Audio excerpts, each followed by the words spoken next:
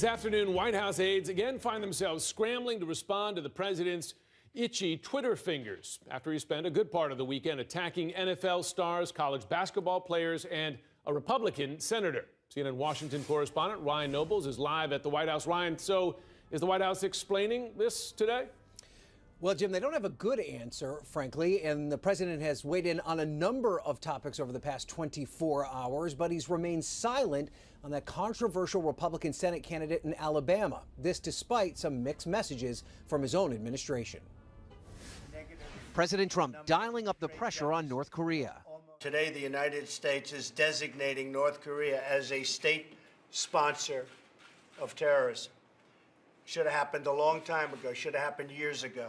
The announcement that North Korea is going back on the list of state sponsors of terrorism came in front of a meeting of the Trump cabinet, and shortly after the president used his Twitter feed to suggest that the UCLA basketball players caught shoplifting should have been left in jail, and to call out Arizona Republican Jeff Flake for saying that if the GOP becomes the party of Trump and Alabama Senate candidate Roy Moore, they are toast.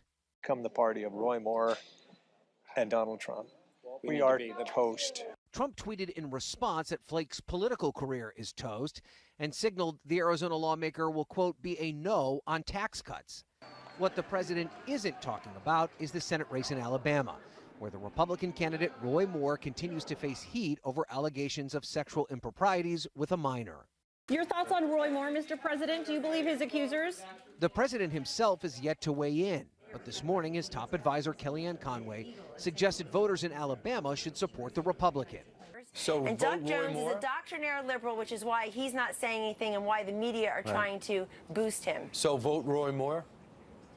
I'm telling you that we want the votes in the Senate to get this tax bill through. White House Press Secretary Sarah Sanders still refusing to say where the president stands on Moore. The president feels that it's up to the people of Alabama to make that determination who their next senator will be. The Moore dilemma is not going away, and the White House and Republicans face two uncomfortable outcomes. One where the Democrat wins and a key vote could be lost on issues like tax reform. Or Moore wins. The Republicans face another round of controversy if he is seated. The president promised the tax bill will pass and warned his fellow Republicans in Congress that they better deliver. We're going to give the American people a huge tax cut for Christmas. Hopefully that will be a great, big, beautiful Christmas present. It will be up to the Republicans to come through for America.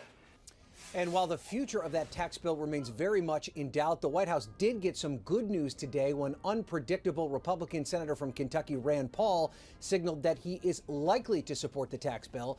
Of course, Paul was one of the key no votes that sunk their plan to repeal and replace Obamacare. Jim?